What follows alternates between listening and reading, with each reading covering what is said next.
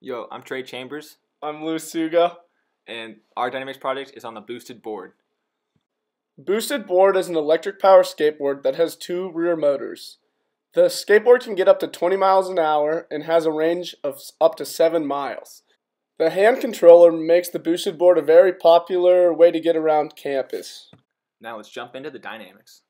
The equations of motion for this system is the omega dot equation. We were all done in dynamics before. It takes in the desired acceleration of the board via the hand controller from the user.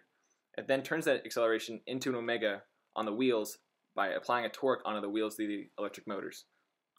The board uses a PID controller to adjust the speed of the board. Above to the top right, you can see the block diagram of the system. The input from the user comes into the PID controller, which then adjusts the speed and puts it into the dynamic system. And then out pops the speed of the board itself, which then gets rerouted into the PID controller along with the user input, and then the system cycles through like that, where the feedback comes from the speed of the wheels itself.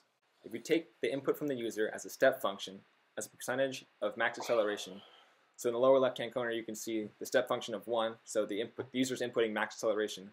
The PID response is very smooth and steady up to the destined maximum speed. There are two coordinate frames for this system. The first is the body frame center, which moves with the board, and the second is the inertial frame, which is northeast up, which the speed is relative to.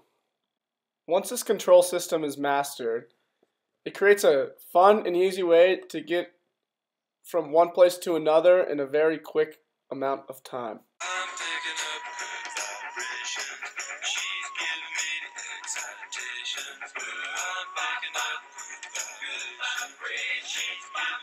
In summary, the boosted board takes inputs from the user of a desired acceleration of the board.